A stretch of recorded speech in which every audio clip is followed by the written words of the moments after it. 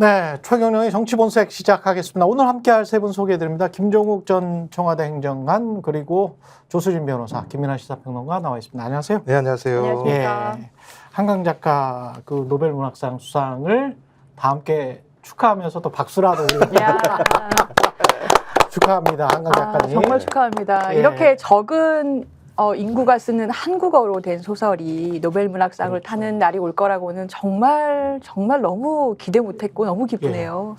한 8천만 명 쓰는 거니까요. 그렇게 적지는 않아요. 우리가. 그리고 제가 어디 유엔인가 어디에서 본 것 같은데 이 언어라는 게 한 몇천 년 동안 말도 사라져버린 말들이 굉장히 많잖아요. 근데 그거를 이제 글로 만들어서 이렇게까지 보존을 해서 한 문명을 몇천 년 동안 또 지속시킨 거 아닙니까? 그리고 한 민족의 정체성을 이제 잡고 있는 건데 그렇게 생각해 보면 진짜 대단한 거죠. 대단한 거죠. 우크라이나 전쟁 났었을 때 또 마찬가지고 세계대전 났었을 때도 오스트리아 함락하고 그럴 때 너희들 독일어 문화권이잖아. 너희들 러시아어 문화권이잖아. 이렇게 하면서 우크라이나 전쟁하는 거 아닙니까? 이미 내부가 갈라져 있었죠. 그렇죠. 90%가 너희들 러시아어 쓰잖아. 오스트리아도 함락됐을 때 뭐 나치가 이렇게 함락하고 이럴 때도 야 너희들 한 절반 이상은 독일어 쓰잖아. 이러잖아요. 이러면서 이제 다른 나라들을 설득하지 않습니까? 근데 우리는 한국어 쓰잖아. 우리는 이게 지금 얼마나 그 주권 국으로서의 어떤 위상이 대단한 거죠, 진짜. 이렇게 생각해 보면. 그런 측면이 분명히 있기도 하고. 예. 근데 이번에 이제 민음사라는 출판사 있지 않습니까? 그 출판사가 이제 세계문학 대전집 이걸로 이제 그렇죠. 먹고 사는 출판사인데 사실 그걸로만 먹고 사는 데는 아니고 훌륭한 출판사입니다. 아, 민음사 네, 괜찮죠. 네, 훌륭한 예. 출판사인데. 예. 그래서 이제 노벨 문학상 시즌 네. 되면 항상 이제 바빠요. 민음사가. 네, 예. 왜냐면 세계 문학 예. 이제 노벨 문학상 받는 사람이 과거에 낸 책을 분명히 그 출판사가 갖고 있을 거 아닙니까? 그 세계 문학 대전집을 하니까 그 사업을 하니까. 그렇죠. 그러니까는 노벨 문학상을 누가 받으면 그 사람이 옛날에 썼던 책을 낸 적이 있으니까 그걸 또 찍어야 되고 예. 그걸 또 홍보해야 되고 예. 늘 그 시즌에 바빠지거든요. 이번에 할 일이 없다는 거예요. 그래서 자기들이 그 유튜브 방송을 진행을 했어요. 그 생방송을 또 했습니다. 생방송을 막 하다가 자기들도 놀란 거예요. 자기들이 그렇죠. 한강 이게 생중계하다가 한강 딱 발표가 나는 순간 한 5초 동안 얼음이 됩니다. 그러니까 기쁘면서도 또 당황스러우면서도 그렇죠. 그러면서도 한편으로는 퇴근해야 되니까 기쁘면서도 이제 이렇게 복합적으로 근데 그만큼 사실 또 말씀해 주신 것처럼 그러니까 분명히 이제 우리 민족으로서의 자긍심이나 이런 것도 있지만 또 세계 그동안 이제 노벨 문학상을 받아왔던 또 그런 또 흐름과는 또 별개의 또 하나의 흐름을 인정받은 또 그런 측면도 있는 거잖아요. 그렇죠. 그리고 또 어떤 문학평론가 그 말씀 또 하시더라고요. 이게 단지 또 한국 문학이 또 뭔가의 성취를 이뤘다라는 것도 있지만 명확하게 어떤 근대적인 문학 흐름과 또 어떤 구별되는 탈근대적인 흐름이 인정받은 거다. 이런 어려운 또 뭐 평론을 하신 분은 오늘 신문에서 봤는데 어쨌든 한강이라는 작가가 이렇게 여러 가지 의미에서 뭔가 이 새로운 어떤 뭔가를 이루고 있는 것만은 틀림이 없다라는 점에서 그게 또 마침 또 우리의 한국인이다. 그런 점에서도 의미가 있는 것이다라는 평가가 많이 나오는 것 같습니다. 새로운 걸 이루고 뭐 진보하고 이런 걸 또 싫어하시는 분들이 있어. 또 이 과거의 역사에서 그거를 또 극복해서 그걸 또 역사적인 어떤 참담함을 직면하고 그걸 또 쓰고 그렇게 해서 이제 사람들의 그 인류의 보편적인 공감대를 얻어내고 이러는 것보다는 5.18은 빨갱이가 했어, 북한군이 했어 이런 거를 또 좋아하시는 분들이 있단 말이죠. 근데 그런 분들 중에 이제 꽤 상당수가 이번 정부의 주류 세력인 것 같아서 심지어는 뭐 장차관 비슷한 것도 하시는 분들이 있는 거 아닌가 그런 생각이 들 수밖에 없잖아요. 진짜 이제 껍데기는 갈아야하는 얘기를 실제로 저 용차관 문화부 용차관 그 사람은 블랙리스트 청와대에서 만들었던 사람 아니에요. 근데 이제 지금 문화부 차관하는 사람. 어제 뉴스 보니까는 56만 권이 팔려 나갔다고 얘기를 하고 그쵸. 있고 100만 권이 넘게 팔려 나갔다고 얘기를 하는데 저는 2002년도 우리 월드컵 4강 신화를 했을 때 처음으로 태극기를 사랑하면서 태극기를 온몸에 만들어서 다녔던 것처럼 저는 어쩌면 K컬처라고 하는 게 그냥 외부에서만 들려오는 이야기였는데 우리 국민들이 이제 느끼는 것 같아요. 우리 문학이 매우 우수한 문학이구나. 자긍심을 갖게 하는 상황이기 때문에 저는 지금 계속 출판 문화가 완전히 침체되어 있는 상황인데요. 어제 뭐 사람들이 도통 책을 다 읽으면서 다니더라고요. 그래서 되게 좋은 거다. 이건 좋게 생각해야 된다. 그리고 그 노벨 상 거기 위원회에서도 난 게 역사적 트라우마에 맞서고 인간 삶의 연약함을 폭로하는 강렬한 시적 산문. 그렇죠. 되게 멋있는 평가를 해준 거고 우리는 그 멋있는 작가를 배출해낸 나라가 된 거잖아요. 아유. 자긍심을 가져야죠. 뿌듯합니다. 자긍심을 가져야죠. 예. 맞습니다. 근데- 아니 예. 이걸 오히려 역사 왜곡 소설이라고 이야기하는 사람들을 보면서 또 예. 일부는 정치적으로 막 악용하려는 그런 걸 보면서 예. 그 생각을 다시 한번 하게 돼요. 우리나라가 이 짧은 시간에 굉장한 정도의 민주화와 역사적 발전을 이루고 너무 훌륭한 민족인데 동시대에 정말 그러지 못한 과거에 머물러 있는 사람들과 같이 살고 있다. 이것이 선거 결과로 계속 나타나는 나라에 내가 살고 있구나. 이걸 다시 한번 느끼게 돼요. 예. 그 관종들이 아직도 많이 있는 것 같습니다. 이름도 못 들어본 막 작가들이 작가 행세하면서 엄청 좋아하던데요. 예. 막 욕을 하면서도 자기가 계속 이렇게 올라가는 거에 대해서 되게 좋아하고 인정 욕구가 그렇죠. 근데 네. 이제 누구 뭐 최순실 최순실 씨 정의가- 딸이랄지 이런 사람들이랄지 이렇게 코멘트를 할 때 그거를 그대로 받아 쓰는 언론들도 있잖아요. 써주지 말아야 돼요. 굉장히 좀 문제가 있다고 그러니까 사실- 저는 보거든요. 사실 누군가가 이 한강 작가가 노벨 문학상을 받은 거에 대해서 예. 저는 뭐 부정적인 의견을 낼 수도 있다고 생각합니다. 그럼요. 그런데 예. 그걸 네.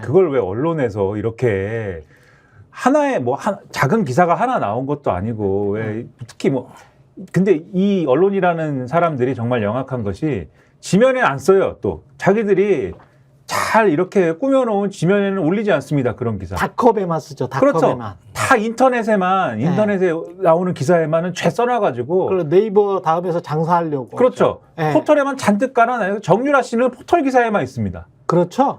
이게 뭐냐는 거예요. 정유라 씨가 시사평론가입니까? 그렇죠. 무슨 일이 일어날 때마다 정유라 아니, 무슨 씨가 문화평론가야, 그러니까요. 시사평론가야, 뭐야? 정유라 씨가 만물 박사입니까? 네. 무슨 말을 할 때마다 다 나와요. 정유라 씨가 뭐라고 했다는 아니 게. 대학도 승마로 간 친구잖아요. 그러니까 그게 예. 무슨 사회적인 의미가 있어서 자꾸 기사를 쓰는 거예요. 저는 오히려 그렇게 해서 예. 정유라 씨에게도 도움이 안 되고 우리 사회에도 도움이 안 된다라는 거를 좀 깨달아야 됩니다. 저는 정유라 씨도 그렇게 해서 자기 이름이 나오고 코멘트가 나오는 게 순간순간은 뭐 본인에게 도움이 된다고 생각할지 모르지만 장기적으로 도움이 되지 않는다. 언론에게 요청을 하세요. 내 얘기 그만 쓰라고. 이게 뭡니까 지금. 그런 의미에서도 그 척적 박사로 그 이름 지어진 분도 그 본인과 관련된 사항들 있지 않습니까? 예, 미이야기랄지 뭐 이런 부분에 관해서 정교하게 비판하시는 게 나을 것 같아요. 만물 박사처럼 그렇게 이야기하시는 거는 좀 힘듭니다. 들어주기가. 예, 그리고 언론이 그거를 만물 박사처럼 이 사람이 말하면 이게 마치 뭐 한 진영을 대표하는 것처럼 이야기하는 것도 굉장히 좀 무리한 거예요. 그러니까 어떤 사람의 화자에 어떤 권위가 실려 있어야 되거든요. 그 사람 삶의 경력에서 이 분야는 이 사람이 이렇게 말하면 기사를 써줄 만해. 기사라는 거는 뉴스라는 거는 그 가치가 있으니까 그러니까 거기에다 지면에 싣고 공간에다 배치를 하고 그런 거 아니겠습니까? 근데 그냥 막 돈만 될 것 같은 게 하는 건지. 제이모 씨 말씀하시는 겁니까? 진중권 씨 말하는 예, 그분은 어느 때는 보수로 갔다 어느 때는 네. 진보로 갔다 언론이 필요할 때마다 그 네. 발언들을 해주면서 소위 정쟁을 만들어내고 한쪽 진영을 갖다 완전히 프레임을 작살내는 역할들을 관종을 하시는 거잖아요. 양산하는 관종들을 양산하는 언론이라고 할까요? 뭐 그런 것 같습니다. 언론 지형 자체가. 근데 지금 현재 제일 큰 분은 제일 관심을 받고 있는 분은 명태균 씨인데. 네, MC죠. 예. 명태균 씨 이야기하기 전에 이거 무인기는 네. 누가 보낸 걸까요? 우리 측에서 보낸 겁니까? 북한의 주장대로? 어떻게 보세요? 근데 제가 볼 때는 네. 그 평양 상공의 특정한 지역에 무인기를 보내서 전단지를 내릴 정도의 상황이라면 저는 민간이 하기 어려울 거라고 봐요. 그리고 민간이 한 번이 아니고 네. 3회에 걸쳐서 했다는 거 아닙니까? 지금 보니까 3일, 9일, 10일 이 세 번에 걸쳐서 했다라고 하기 때문에 그다음에 좀 더 걱정인 게 그 누구죠? 김용현 장관이 모른다 그랬어요. 그러니까. 그래서 진짜 모르는 거 아니었죠, 이 장관이라는 사람이. 근데 갔다가 돌아와서는 NCND라고 얘기했잖아요. 전략적 모호성이라고 얘기하면서 저 그래서 이게 예를 들면 국방부 차원에서 국방부 장관이 인지 못하고 벌어진 일일 수도 있겠다라는 생각이 드는 거예요. 오? 아니 왜냐면 본인이 그럼 더 큰 일이지. 본인이 보낸 적이 없다고 얘기했잖아요.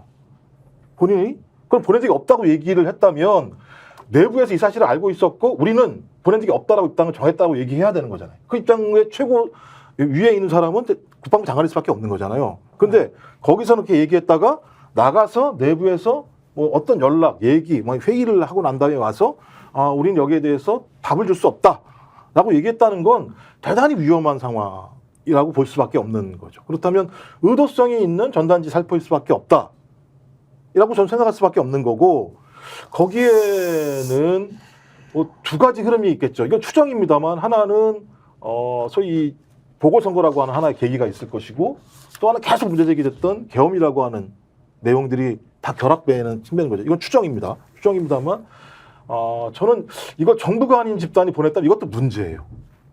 그러면 정부가 아닌 국내에 있는 민간단체가 이런 무인기를 정부도 모르게 보낼 수 있는 상황이라면 남북 간의 한반도의 긴장 구조라고 하는 것이 민간단체에서도 이런 사태가 벌어질 수 있다는 얘기잖아요. 이게 얼마나 무서운 얘기입니까? 상식적으로. 그렇죠. 그러니까 이리 얘기해도 저리 얘기해도 저쪽이 아무리 얘기해도 이 사태는 매우 위태로운 상황이라고 얘기할 수밖에 없는데 이 문제를 다르게 끌고 가는 거예요. 어떻게 끌고 가냐? 북한이 자기가 자체적으로 소행을 저지른 거다. 자작극이다. 내부의 단속을 위해서.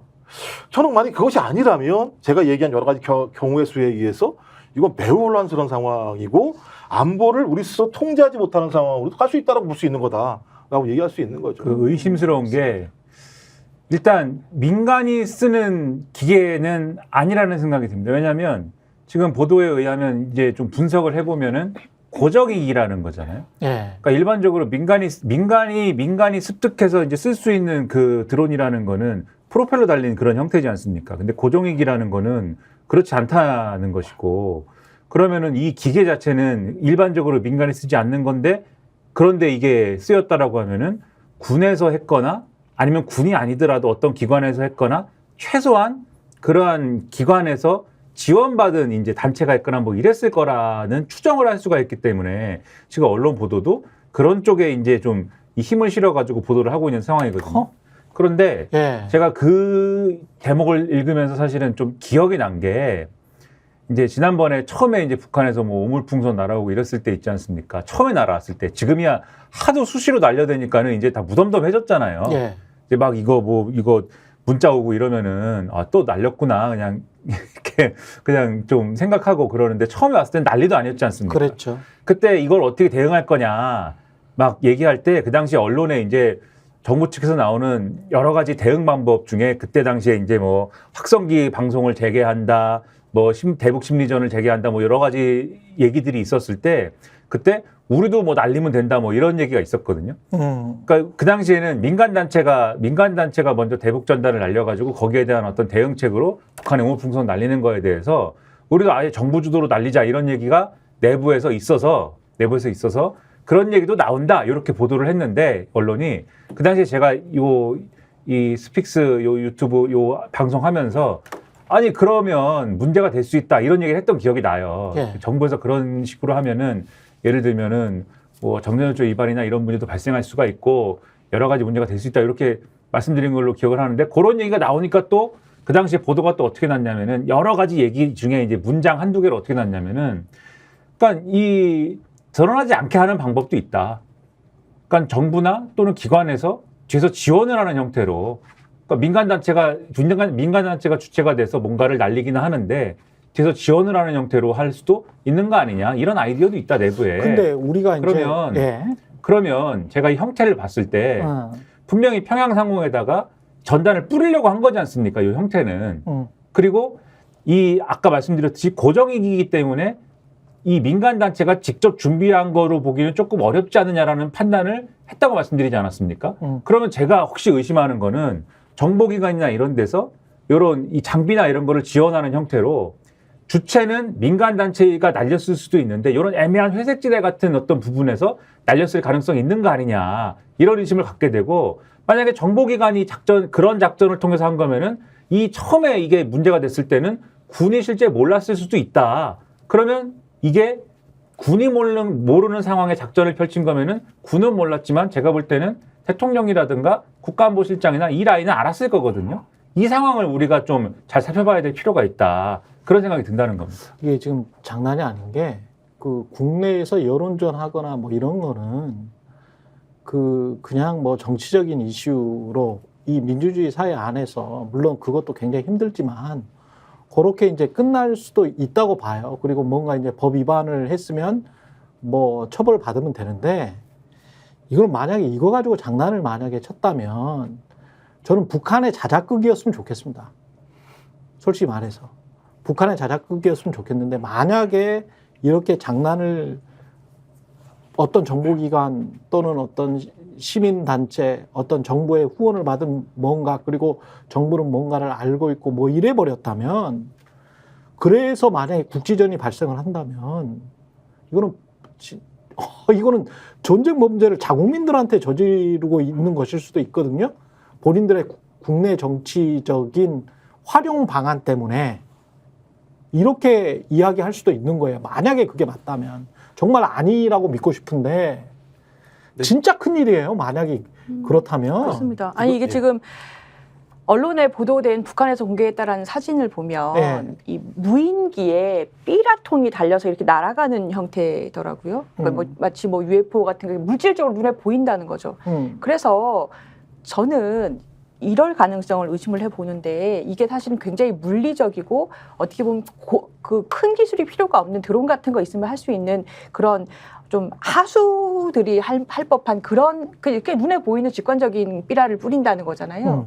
그래서 저는 이게 지금 정부에서 할 것 같으면 무슨 뭐 간첩을 보낸다든가 문화적인 침투를 한다든가 좀 더 고지능적인 걸 할 것이고 이건 저는 민간 단체에서 할 가능성이 높다고 보는데 문제는 아까 행정관님 얘기하신 것처럼 이것도 더 문제예요. 그러면 이게 분명히 한국에서 날아갔을 텐데 날아가는 동안 발견을 못했다. 우리 상공을 날아가는 동안 그것도 문제고 국방부 장관이 이러한 사실 자체를 몰랐다라고 국회에 출석해서 국감에서 얘기한다라는 것도 문제죠. 그리고 말씀하신 대로 그래서 뭔가 국지전이든 뭐든 큰 위험이 발생한다면 이건 더 문제인 거예요. 근데 왜냐하면 대통령이 그런 이야기를 하잖아요. 본인이 얘기했었죠. 예. 비례성의 원칙에 따라서. 예. 박살을 내버리겠다. 북한 정권 끝낼 것이다. 뭐 이렇게 이야기를 하는데 국민들은 저도 그렇고 여기 계신 분들 다 그럴 거예요. 전쟁 나면 우리가 이기겠지. 근데 이기겠지. 근데 이기는 걸 지금 우리가 뭐 의심하는 게 아니잖아요. 우리가 지금 두려워하는 거는 전쟁이 나는 거를 두려워하는 거 아닙니까? 그래서 일단 그 미국에서 시뮬레이션 했어요. 2년 네. 전인가. 예. 서울 용산 상공에 핵무기 한 기가 떨어졌을 때 어떤 일이 발생하는지 시뮬레이션을 했어요. 예. 떨어지는 즉시 50만 명이 죽어요. 서울에 있는 50만 명이 떨어지는 즉시입니다. 그 이후에 뭐 낙지 이런 게 번지게 되면 수백만 명이 죽어나가거나 사상이 되는 상황들이 벌어진다는 시뮬레이션이 있었어요. 그러니까 전쟁이 가장 문제가 되는 건 불확실성이에요. 그럼요. 어떻게 될지 모르는 상황이거든요. 그러니까 예측 불가능한 전쟁들을 벌이게 되면 거기에 대한 피해는 누구냐? 어떤 형태로든지 쌍방에 있는 국민들이 피해를 보는 상황이거든요. 근데 지금 상황은 말씀하신 것처럼 누가 보내는지도 모르는 무인기가 전단지를 뿌렸다고 얘기하고 누구도 확인 못하고 북한은 우리라고 얘기하고 있고 그렇지. 우리는 확인을 못 해주는 상황이고 만약에 말씀하신 것처럼 민간이 보냈다고 한다면 소위 남북 간의 우발적 충돌을 민간단체 소행으로 만들어낼 수 있다라는 거잖아요. 그럼 통제가 불가능한 한반도가 되는 거예요. 그럼 그때부터 누가 힘이 세지는 거냐? 권력을 가진 사람들이 세지기 시작해요. 왜? 이걸 막아야 되니까. 이걸 막기 위해서는 어떻게 됩니까? 자유든 뭐든 일단 침해를 해야 되거든요. 정서 이게 되게 무섭고 이미 효과는 봤다. 그냥 보궐선거 앞두고 이거 지금 보궐선거 지금 며칠 앞둔 거 아니겠습니까? 사실상 보수층 같은 경우 안보 또 중도층도 마찬가지입니다만 이런 심리를 가질 수밖에 없는 측면들이 있는 것이고 또 하나는 계속 얘기했던 계엄 이런 같은 경우도 사실상 이런 조건 하에서는 소위 계엄이라고 하는 것 자체가 구체적인 현실로 국민들 눈앞에 다가올 수 있다는 거죠. 이거 되게 공포스러운 거죠. 예. 그 국내 정치 이슈로 좀 돌아가 보면 명태균 씨가 오늘 CBS 라디오에서 김현정 앵커와 대담을 했는데 아주 재밌는 이야기들이 굉장히 많네요. 뭐가 가장 눈에 띄었는지 한 번씩 좀 지적을 좀 해주시면 좋을 것 같습니다. 예. 일단 지금 이제 많이 언론에서 인용 보도하는 거는 명태균 씨가 이제 6월달 2021년 6월달에 예. 이제 대통령 그 당시 윤석열 대통령 윤석열 후보죠. 윤석열 대통령과 김건희 여사하고 연결이 됐고 그 이후에 거의 이제 매일같이 이제 스피커폰으로 윤석열 대통령과 김건희 여사와 아침마다 이제 거의 이제 회의를 한 것이다 이런 얘기인 것이고 그 다음에 이제 이제 그러니까 당선인부터 시작해가지고 이제 인사를 하지 않습니까? 예. 인수위 단계에서 인사를 할 때 인사와 관련된 의견을 명태균 씨한테 물어왔고 예. 그것에 대해서 명태균 씨가 의견을 내서 그에 따른 인사를 뭐 하고 뭐 그랬다 뭐 이런 얘기도 있고 그다음에 이제 뭐 김종인 위원장하고의 어떤 관계나 이런 것들을 뭐 내가 뭐 이렇게 연결을 하고 등등등의 뭐 워낙 여러 가지 얘기를 했는데 일단은 헤드라인에 많이 실린 거는 뭐 스피커폰으로 매일같이 뭐 이렇게 얘기를 했다 뭐 이런 정도가 일단은 얘기가 나오는 것 같습니다. 저도 이거 보면 이제 네. 거의 원맨쇼 수준이다. 그러니까 이게 지금 명태균 네. 혼자서 다 했다라는 얘기밖에 안 들리는데 어떤 분이 댓글에 그런 이야기 하시더라고요. 포레스트 검프라고. 미국 역사의 그 아주 그 중요한 순간마다 나타나는 포레스트 검프하고 톰 행크스 주연이었죠. 예, 똑같다. 명태균이 지난 한 3, 4년 사이에 거의 그 뒤에 있었던 거야. 근데 다행이네. 다리 수술해가지고 그렇게 잘 뛰지는 못하니까 그나마. 비슷하다. 포레스트 검프도 다리 수술했는데. 근데 이제 지금은 잘 못했어. 근데 저는 놀랐던 게 두 네. 가지였습니다. 대선 얘기는 하나도 안 했어요. 대선 얘기하면 다 뒤집어질 건데 이게 허풍인지 아닌지 모르겠습니다만 지금 나온 얘기는 아무것도 아니라는 얘기를 하고 있는 거잖아요. 대선 얘기라고 하는 건 구체적으로 윤 대통령 내외가 걸릴 수밖에 없는 상황이다라는 거 하나랑 재밌게 본 건 여사가 물어봐요.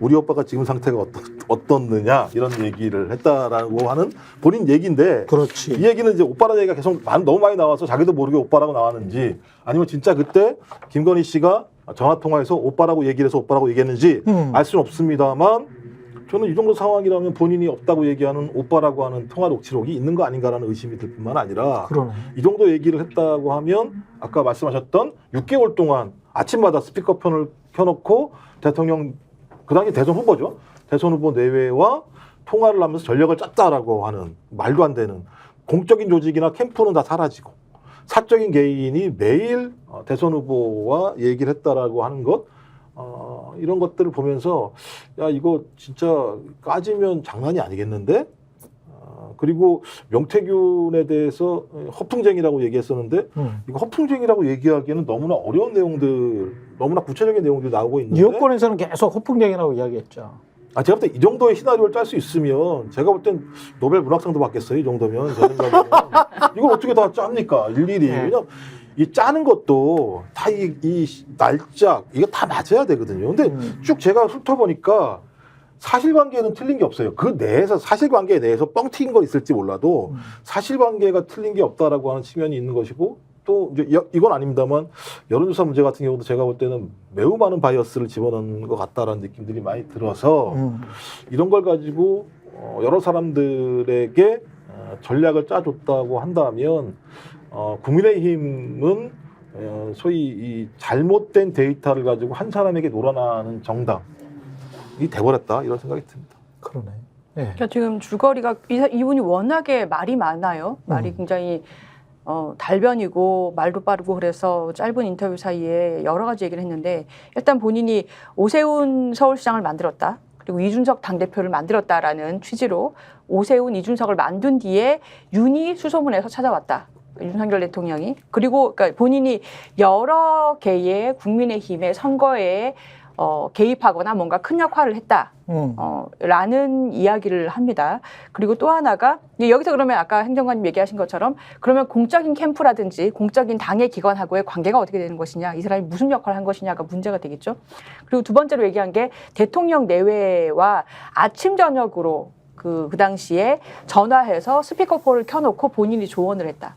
자, 그러면 이것도 또한 이게 예비 후보든 대선 후보든 간에 후보 시절에 이렇게 이분이 지금 이 선거 캠프에서 아무런 직책이 없던 사람이잖아요. 이런 식으로 조언을 들었다라는 것도 이것이 무슨 의미냐라는 게 문제가 있고, 또 하나가 56만 당원 명부 얘기가 나옵니다. 근데 그거에 대해서 계속해서 어떻게 받았냐, 본인이 제공한 것이 맞느냐를 추궁을 하지만 흐리멍텅하게 얘기를 이렇게 말을 흐리면서 근데 당원 명부를 활용해서 여론조사를 했다는 점을 또 부인하지는 않는 것 같아요. 아니에요. 그 부분은 좀 이따가 그 홍준표 캠프로 넘겨버리잖아요. 그게 이제 예. 정확하게 예. 그 당시에 그 시점에 미래한국연구소는 자신과는 관계가 없었고 없다. 내가 떠넘겨버리거든, 지금. 알기로는 예. 자기가 알기로는 당시 미래한국연구소하고 홍준표 캠프하고 예. 거래를 한 걸로 아는데 내가 그걸 토스를 해준 것이고 토스를 해준 것이고. 정확하게는 어떻게 거래했는지는 모른다. 이제 이렇게 얘기를 하고 있습니다. 자, 거기에서는 그러니까 지금 법적으로 문제가 될 것 같은 거, 그 다음에 윤석열 캠프나 윤석열 김건희에게는 부정적인 영향을 미칠 것 같은 것, 3억 6천만 원과 관련된 거 있잖아요.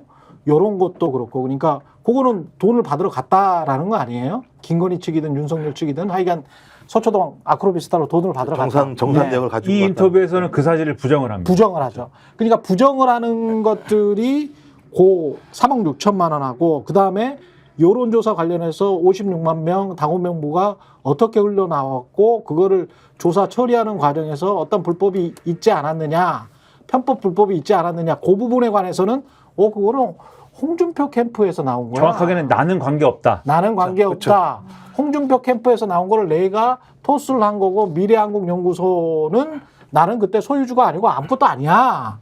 이렇게 이야기를 하면서 지금 현재 우리가 파악하는 걸로는 대표이사가 사실은 명태균인데, 그리고 지금 김모 씨 같은 경우는 일종의 이제 대리인 같은데 그 사람한테 다 책임을 떠넘기는 발언이잖아요. 근데 여기서 이제 중요한 포인트가 당원 명부라는 거는 어떤 경우에도 외부 유출되면 안 되는 거거든요.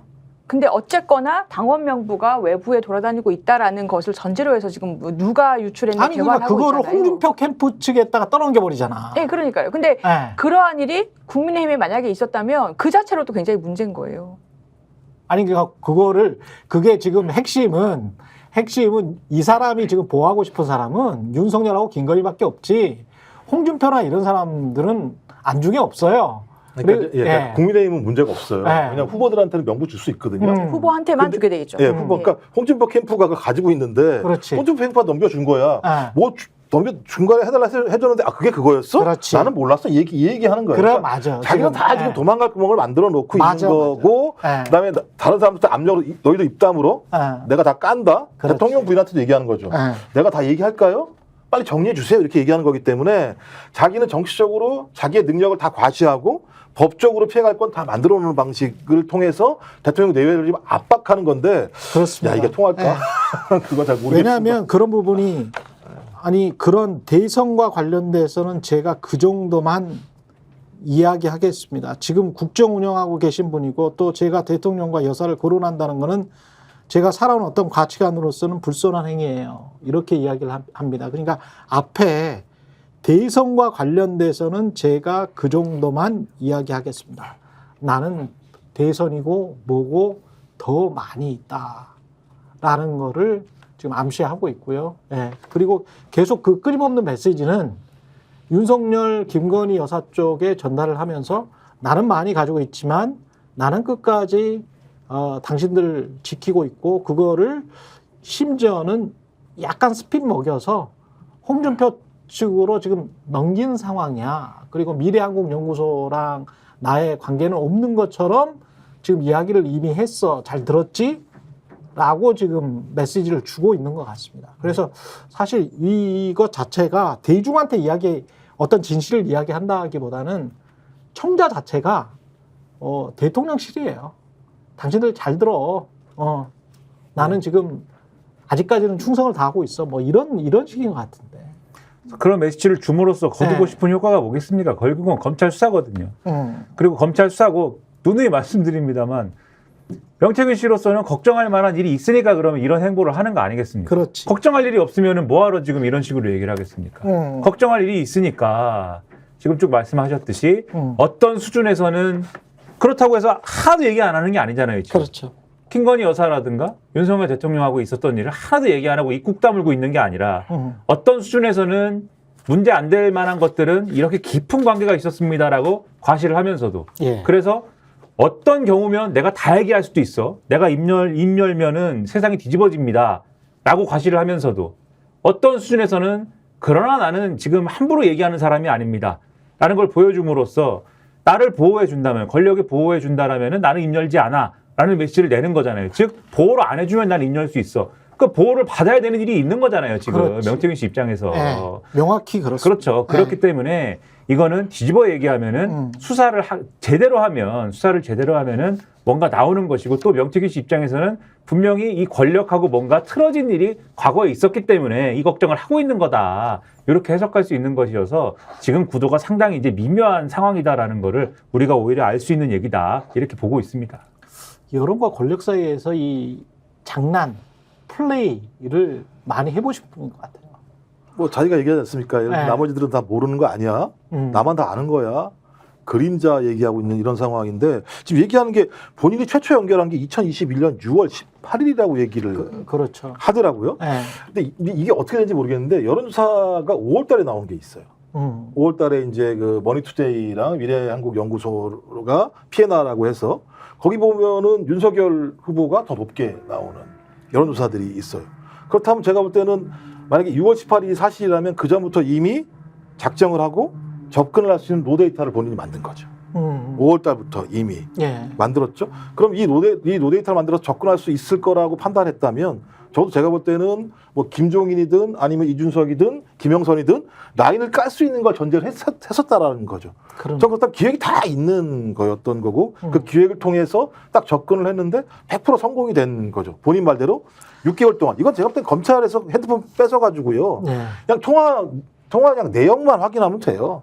했는지 안 했는지만 확인하면 되는 거 아니겠습니까? 그러니까 아주 단순해요. 진짜 6개월 동안 통화, 뭐 매일 아니더라도 일주일에 한두 번이라도 했다는 게 나오게 되면 명태균이 한 얘기는 사실 개연성, 그것의 증폭은 모르겠습니다만 개연성이 높잖아요. 그러니까 근데 이 부분은 논쟁을 할 필요가 없이 진짜 그 홍준표 대구시장 말대로 야 검찰 니들 뭐 하냐? 빨리 수사해라. 그래서 바로 내놓으면 끝날 거 아니냐? 우리가 이런 얘기 뭘 해야 되냐? 피곤하게. 근데 제가 볼 때 이거 하기 어렵죠. 검찰도 전체 구도를 확인을 해봐야 되거든요. 이거 잘못 건들면 검찰이 대통령을 작살내는 일이 벌어질 수가 있는 상황이기 때문에 저는 진짜 이게 뜨거운 감자를 서로 만지고 있다라고 볼 수밖에 없는 이게 제가 잘못 건드리면 제 생각에는 보수가 괴멸합니다. 이 사건은. 왜냐하면 홍준표 시장이 쓴 글을 잘 봐야 된다고 저는 생각하는 게 그 검찰이 빨리 수사를 해라. 이 사람 잡아놓으라. 그 얘기지 않습니까? 근데 그 얘기를 지금 또 썼는데 전제가 반드시 있어요. 이 글에는. 우리는 피해자다가 전제가 되어 있습니다. 그러니까 명태균이라는 선거 브로커의 말 한마디에 우리가 이렇게 휘둘려서야 되겠느냐. 우리는 피해자다. 이 사람을 자꾸 모른다고 하지 말자. 우리 이 피해자라는 거를 인정하자. 왜냐하면 모른다고 하면 이 사람한테 역공당하니까. 왜냐하면 모른 적이 없거든요. 한 번도. 모른 적이 없어요. 한 번도. 누구도 이 사람을.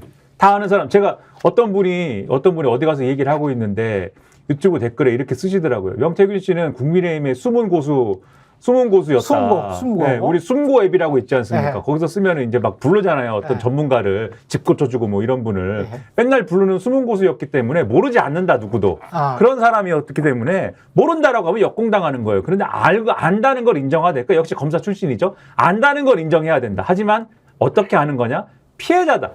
선거 브로커한테 당한 피해자다, 우리는. 그러니까 검찰한테 일종의 가이드라인 주는 겁니다. 선거 브로커한테 당한 피해자인 사건이고, 이거는 그 전제하에 그 프레임에서 검찰 수사를 해야 되는 것이기 때문에 일단은 집어넣어서 일단 말을 못하게 하자, 뭐 이런 것 같아요. 근데 진짜로 본질적으로 진실을 찾기 위해서 선거 국면마다 명태균 씨가 뭐 했느냐에 대해서 제가 볼 때 수사를 한다 그러면 제가 볼 때 이 사건과 관련돼서 여러 사람들이 지금 얘기를 하고 있고 뭐 어떤 거는 부인도 하고 있습니다만 아까 말씀하셨듯이 명태균 씨가 상당한 이제 허세와 허풍을 뭐 하고 있습니다만 제가 볼 때 이 사건과 관련돼서 말하는 사람 중에 명태균 씨 말이 제일 진실에 가까운 거 아닌가라는 의심을 갖고 있어요.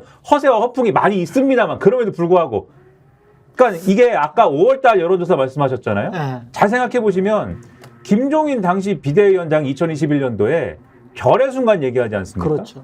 1월 달에 얘기합니다. 2021년 1월 달에. 그때 이미 비대위원장이거든요. 예. 그리고 오세훈 서울시장 선거가 아마 재보궐선거 4월인가 그럴 거예요. 그리고 3월 뭐 이렇게 그때 뭐 안철수 오세훈 단일화 이런 거 하고 막 난리가 나고 뭐 이런 거를 순차적으로 하는데 다 여론조사가 낍니다. 그런 순간순간마다.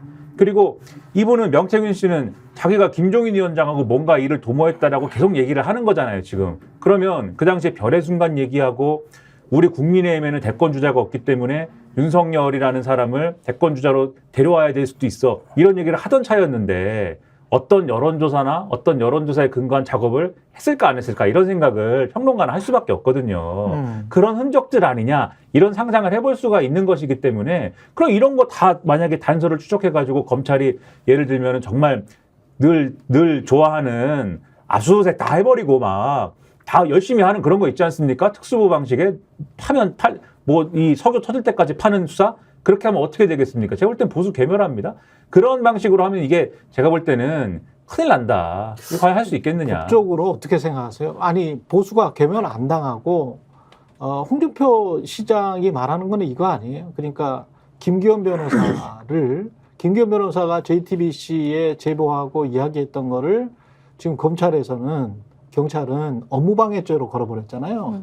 그러니까 JTBC가 멍청해가지고 김기현이 허위 사실을 말했는데 예. 그거를 JTBC 보도국이 다 검증을 못하고 그냥 보도를 해버린 이 멍청한 원래 이 사람들은 멍청한데 김기현은 저 위에 있기 때문에 굉장히 이 사람들을 업무방해를 해서 JTBC의 보도국 업무방해를 했다. 이거는 지금 뉴스타파에 있는 봉지욱 기자도 똑같이 지금 업무방해로 걸려 있거든요. 봉지욱이 너무나 똑똑하기 때문에 사회부장이랄지 보도국장이 다 속았다는 거잖아요. 예? 그런 식으로 해서 이제 업무방해로 건 거예요. 그러면 명태균 같은 경우도 명태균이 너무 똑똑한 거야. 너무 똑똑해서 홍준표, 오세훈, 윤석열 막 다 속인 거야. 업무방해로. 대선에서부터 지선까지. 예? 다 속인 거지. 그럼 명태균 하나만 잡아넣어. 이제까지 검경의 행태를 보면 그러니까 보수는 개면 안 되고 그렇게 될 수도 있나? 근데 명태균이 이제 파일을 가지고 있구나. 그렇게 하기에는 명태균이 파일을 가지고 있네. 너무 많이 가지고 있죠. 네, 너무 많이. 어떻게 보세요, 법적으로는?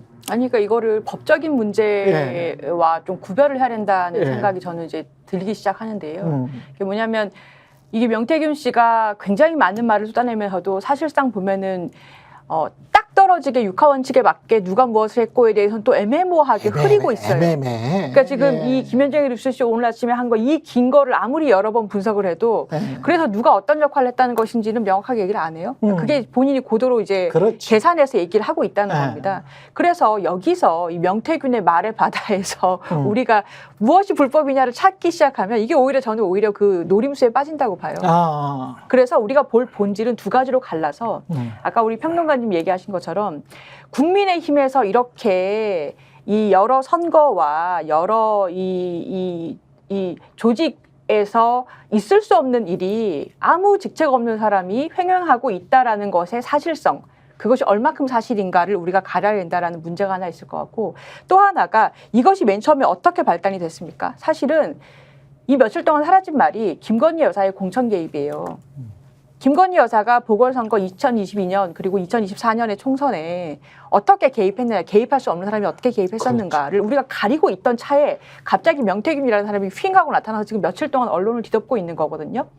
그래서 본질은 원래 김건희 여사의 공천 개입 그리고 그 당시에 어떻게 이 총선에서 있을 수 없는 일이 일어났는가라는 거를 파고 있었다라는 길을 잃지 말아야 될 것 같습니다. 예, 2022년, 2024년에 재보궐선거죠. 2022년은 그리고 2024년 총선 그리고 그 이후에 나온 걸로는 지방선거까지. 그렇죠. 예. 다 김건희 여사의 공천 개입이 있었느냐 없었느냐 그쪽으로 집중을 해서 또 검찰의 조사나 수사가 이루어질라나?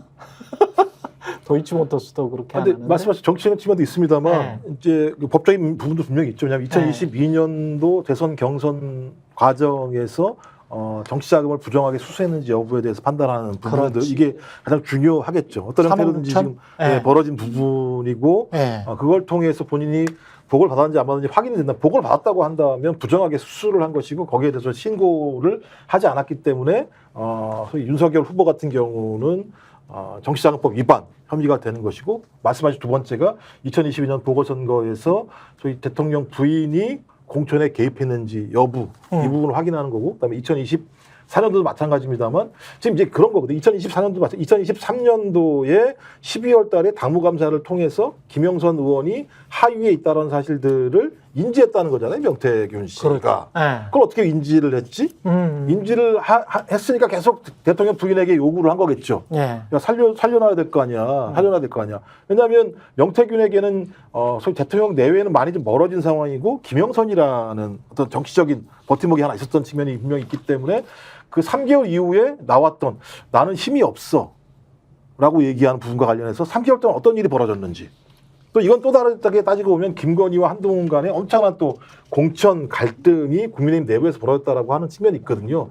이 세 가지가 가장 중요한 측면이다. 이 세 가지를 검찰이 밝혀내야 되겠죠. 그럼 그게 밝혀진다면 제가 볼 때는 어떤 형태로든지 대통령, 그게 사실이라면 대통령은 소위 이 법률적인 범주 내에서 벗어나기 어려운 상황이 되겠죠. 그리고 그런 생각도 들어요. 이번 인터뷰 보니까 CBS가 이제 명태균한테 접촉을 했을 거 아니에요. 그러면서 이제 인터뷰 좀 하자. 뭐 핫하니까 그럼 충분히 그럴 수 있다고 보는데 명태균은 왜 이 시점에 CBS를 선택했을까? 그리고 그 전에 대통령실에 김건희나 또는 윤석열 측과 어떤 접촉이 없었을까? 그러면 CBS와 대통령실의 어떤 접촉이 없었다고 할지라도 CBS에서도 오퍼가 오고 그리고 이제 이거를 상식적으로 지금 발언한 내용들을 보면 철저히 대통령 부부는 감싸고 있기 때문에 명태균은 대통령실에서 어떤 프레임이나 가이드라인을 충분히 논의를 하고 언론에 나온 것 아닌가? 그리고 특정 언론, CBS 정도면 적당하게 마사지가 될 수가 있겠다. 라고 그런 판단을 하고 나온 것이 아닌가? 뭐 그런 생각도 좀 들더라고요. 그래서 대통령실, 이거는 사실은 그러니까 이 전반적으로 쭉 보지 않습니까? 그러면은 선거 과정에서 또 우리가 뭐 어떤 인간에 관해서 후보에 관해서 진실로 알고 투표를 한 건지 명태균을 비롯한 뭐 이준석은 스스로 공공연히 본인이 어떤 정치공학적으로 굉장히 뛰어남을 자랑을 했잖아요. 그러니까 그런 어떤 언론 플레이에 능한 어떤 정치 선수들 앞에 있는 뭐 얼굴 마담들과 뒤에 있는 선수들에게 그냥 이렇게 속아서 지금 투표를 하고 있는 건지 저는 정치적으로나 사회적으로 봤을 때는 그것도 한번 청취자들이 시청자들이 곰곰이 생각을 해보셔야 될 것 같아요. 근데 너무 슬픈 질문을 하시는 것 같은데. 아니 그러니까 그게 사실이라면 진짜 이게 슬픈 거지 않습니까? 그러니까 공학에 의해서 민심이 좌지우지될 수 그렇죠. 있다. 근데 그런 얘기 있었거든요. 속으로 그리고 이 인간들이 그거를 충분히 지금 믿고 행동하는 것 같잖아. 그래서 저희가 있잖아요. 여론조사가 여론을 만든다는 얘기가 있지요. 실제로 있었고. 그렇지. 그래서 많은 국민들은 실제 어떤 여론이 흐르는 건지 잘 모르기 때문에 대부분 아는 사람들과 대화를 통해서 아니면 뭐 언론, 방송을 통해서 듣는 기사를 통해서 알 수 있는데 가장 명확한 게 숫자는 여론조사잖아요. 그렇죠. 조사가 딱 나와서 그 이준석 1등이야? 올랐는데? 그 다음에 또 갑자기 윤석열이 1등이야? 이런 얘기를 들으면서 보수의 여론 또는 중도의 여론은 윤석열이구나 아니면 이준석이구나 그렇지. 이렇게 인지를 하면서부터 다시 여론이 만들어진 측면들이 분명히 있거든요. 근데 중도라는 게 누군지도 몰라. 그렇죠. 지금도 그렇고 그때도 몰랐어. 그쵸. 근데 그때는 중도는 다 윤석열 쪽이었던 것처럼 몰았거든. 그렇죠. 거기 이제 문재인 정권에 대한 반대 심리, 네. 분노 심리 때문에 중도는 다 반문일 거야. 근데 반문의 핵심적인 상징적인 인물이 누구야? 윤석열이야? 이렇게 되면서 아니 근데 왜 네. 반문이었어? 부동산 값이 폭등했기 때문에 중도 그다음에 보수라고 할 수 있는 집 가진 사람들 또는 집을 충분히 가질 수 있는 뭐 인컴이 굉장히 소득이 수준이 높은 사람들까지도 민심이 이반했다. 이렇게 이야기를 했잖아요. 한 1년 이야기 했을걸? 그 이야기를. 지금은 왜 안 해? 지금 더 집값이 더 올랐는데. 올랐는데 왜 지금은 이야기 안 하냐고. 나는 그게 장난질이라는 거지. 맞습니다. 그게 여론조사가 여론을 만들고 그다음에 일부에 있는 언론사가 또 네. 여론을 만들고 그걸 통해서 적을 지정하고 적을 악마화시켜서 예. 소위 저기 불가 쪽 만지지도 마. 그러면 대중이 가지도 이제 마. 쭉 따라가. 이렇게 흐름이 만들어지는 측면들이 있는 건데 저는 그런 논리를 명태균 씨는 잘 알았던 것 같은 측면이 있어요. 그러니까 데이터를 이렇게 돌리면 또 사실 확인해봐야 되겠습니다만 항상 여론조사 데이터를 가지고 가서 설명했다는 거 아닙니까? 근데 여론조사를 자기가 마음대로 만들 수 있는 건 아닌 거잖아요. 그렇지. 그럼 자기는 아무런 능력도 없는 거지. 그냥 대중의 흐름에 따라서 반영된 거 가지고 갔을 뿐인 거라는 얘기인데 그렇죠. 데이터를 보면 항상 그 사람에게 유리한 데이터를 가지고 갔다는 것이 그렇지. 지금 확인되는 내용들이기 때문에 네. 우리는 의심하는 거죠. 예. 그다음에 그 나경원 의원 같은 경우도 어떻게 ARS 조사를 하는데 1시간 50분 만에 저 문을 닫지? 그거 말이 안 돼. 그죠? 그리고 또 어느 것 또 하나 그거는 진짜 절차적으로 뭔가 짜지 않으면 그거 진짜 힘든데. 또 하나 긴 게 또 7시간짜리도 있긴 있더라고요. 일곱 근데 시간도 있어. 대부분 1박 2일 해요. 왜냐하면 표집이 안 되니까 거기 숫자에 맞게. 그럼. 여기서 이 명태균 씨 부분에서 아까 법적인 부분 말씀을 하셨는데 지금 이 허황하게 이야기하는 것들 중에서 지금 사실 주목해야 되는 부분이 명태균이 그동안 한 여론조사가 어떠한 이 거짓 결과를 가져왔는가라는 부분을 좀 주목을 해야 될 것 같아요. 그러니까 이제 강혜경 씨가 그 JTBC에 얘기한 걸 보면은 그러니까 그 김영선 전 의원의 회계 담당자하고 우리 스픽스하고 인터뷰했던 분이요. 그분이 그랬다는 거잖아요. 그러니까 1등을 만들어 줄 거다. 2등을 1등 만들어 줄 수 있다. 라고 얘기를 하면서 이 여론조사를 했다는 거잖아요. 그리고 한 지역 정치인이 이런 명태균 씨 제안을 받은 적도 있다. 뭐 이런 식으로 그렇게 인터뷰했다고 하는데 그러니까는 그거는 불법이잖아. 그러니까요. 그거는 불법이거든요. 명백하게 불법입니다. 말씀하신 대로 국민들의 뜻을 호도하는 것이고 그럼 여론조사라는 것을 어떠한 무기로 해서 본인이 컨설팅하기 위해서 돈을 받든 아니면 그 정치인들을 움직일 수 있는 권력을 갖든 그걸 위해서 허위 여론조사를 했을 가능성. 그렇지. 그것을 공표해서 네. 국민의 그런 여론의 흐름을 방해하고 왜곡했을 가능성. 예. 저는 지금 검찰이 수사해야 되는 게 있다면 저는 지금 이걸 수사해야 된다고 봅니다. 예, 잠시 광고 보고 뒷이야기 이어가겠습니다. 30초 후에 돌아오겠습니다. 아니 왜 아직도 3년간 같은 통신사 인터넷 계속 쓰고 계세요? 인터넷 가입 시 48만 원 교신 경동 시 추가 혜택이 주어집니다. 인터넷 비교원 통해 인터넷 가입하고 지인에게 홍보해주세요. 지금 홍보해 인터넷 비교원 검색 후 3초만에 감동 행복 비교해보세요. 인터넷 비교원. 네, 인터넷 가입 혜택 비교하느라 시간 낭비하고 계시는 분들에게 3년마다 가입만 해도 현금 사은품을 주는 인터넷 비교원을 소개합니다. 인터넷과 휴대폰 그리고 가전제품 렌탈을 비교원을 통해 가입할 때 최대 48만 원, 알뜰폰 또는 휴대폰을 통신사만 변경해도 최대 30만 원, 정수기 렌탈 최대 30만 원, 총 최대 108만 원의 현금 혜택 받으실 수 있습니다. 현금 사은품 혜택 원치 않는다. 삼성 55인치 TV로 선택 가능하고요. 인터넷 신규 가입 후 소개한 친구가 가입할 경우 신세계 상품권 4만 원을 무제한으로 드리는 이벤트 진행 중입니다. 그리고 가입할 때 스픽스 유튜브 보고 왔다 이러면 고함량 비타민 B가 들어있는 웰세이브의 비타민 B 제품을 따로 드리고 있습니다. 지금 바로 1670-2571로 연락 주시거나 네이버에서 인터넷 비교원을 검색한 후 문의해 주시기 바랍니다. 도이치모터스 사건과 관련해서도 그렇고 이문정 검사가 이것도 역시 이제 인터뷰에서 라디오 인터뷰에서 이야기를 했더라고. MBC였죠 이거는. 이 반중 검사가 푼 것 같다. 검사 측 검찰에서 아니면 나올 수 없는 그렇죠. 자료들이다. 그래서 지금 도이치모터스 관련해서 그 검찰에서 공식 발표하는 거 외에 언론에 계속 나오고 있는 것들, 그러니까 뭐 여사 관련해서 뭐 이런 대화를 했다, 아니면은 우리 패밀리다, 뭐 이런 식의 진술을 검찰에 그 주범들이 했었다라는 뉴스가 나오는 것은 아마 반윤 검사 측에서 풀고 있는 것 같다. 이렇게 얘기를 했죠. 그렇죠.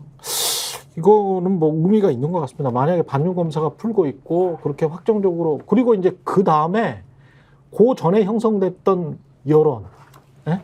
검찰 쪽에서 내부에서 나온다는 말, 불기소 처분할 것이다 이번 주 내에 그 말이 쏙 들어가면서 기소 처분할 수도 있다. 뭐 그런 식으로 또 말이 그런 기사도 나오고 있고 있어요. 또 반대 기사도 있어요. 반대 기사도 야, 원래대로 하면 계속 갈 거다 이런 네. 기사도 있기 때문에 네. 그 정확하게 언론에 나오는 거는 어. 여전히 검찰 내부에서는 불기소 고려한답니다. 불기소를 여전히, 고려하는데 예.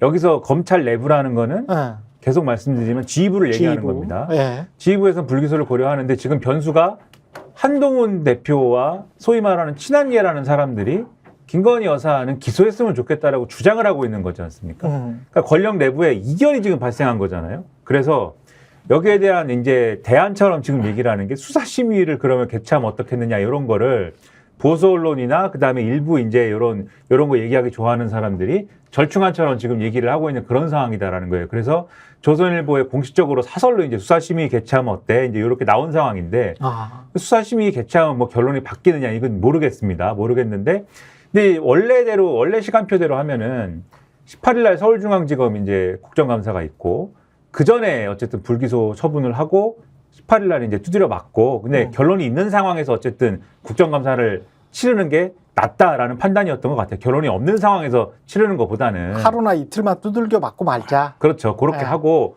그다음에 이제 18일 어쨌든 그렇게 두들겨 맞는 걸로 검찰은 버티고 그다음에 불기소 처분하는 걸로 가닥을 잡으면 명품백도 그다음에 도이치모터스도 불기소가 됐기 때문에 김건희 여사가 사과를 하든 뭘 하든 어쨌든 하는 것에 부담은 없고 그러면 한동훈 대표가 와서 뭘 요구를 하든 간에 요런 이 마일드한 어떤 그러한 대응으로 대통령실이 퉁치고 이렇게 가려고 했던 것 같은데 지금 한동훈 대표 쪽에서 계속 이제 들고 나오는 이슈가 이제 확장적인 걸로 계속 들고 나오는 거잖아요. 무슨 그렇죠. 인적 쇄신을 해라, 네. 뭐 이거를 해라, 저거를 해라 들고 나오니까 그런 구도가 이제 심상치 않아서 검찰도 요 권력 내부의 균열에 눈치를 보는 국면으로 약간 가는 거 아니냐. 오늘까지의 이제 이 좀 상황은 그런 것 같습니다.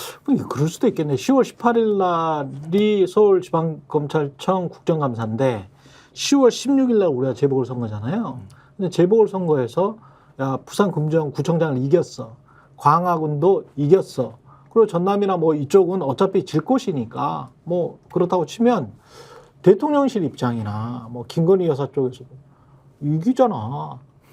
뭐 없어도 이기잖아. 뭐 괜찮은 거 아니야? 지지율도 10%대는 아니잖아. 여기서 이제 바닥 찍고 삼성전자처럼 또 오를 거 아니야? 뭐 이렇게 이제 뇌피셜을 굴릴 거란 말이죠. 그리고 이제 또 여론도 동원하고 뭐 이러면서 야, 이제 그만하고 이제 가을도 됐고 그렇으니까 우리가 또 겨울잠도 자고 그래야 되니까.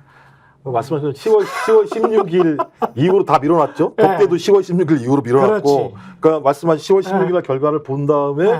한동훈을 때려잡던, 아니 말씀 넘어가든 이럴 거라 생각이 드는데 일단 오늘 여론조사 꽃에서 10%대를 찍었죠. 아, 여론조사 꽃은 찍었군요. 19.2%를 찍었습니다. 19.2%를. 대통령실은 그럴 거야. 야, 여론조사 꽃이야. 꽃이야. 한국 갤럽은 아니잖아. 하필이면 지난주에 갤럽이 역사를 안 하는 바람에 이런 분이 벌어졌습니다만 네. 저는 한동훈 말도 웃기긴 해요. 네. 자기 말에 하면 국민들이 납득할 만한 조치를 취해야 된다면서 기소하라고 얘기하는 거잖아요. 그렇죠. 그러니까 국민 민심이라는 거잖아요. 아니 근데 그 말은 안 해. 기소라는 단어는 안 써. 그러니까 여하간 국민의 뜻이 네. 그런 거잖아요. 네.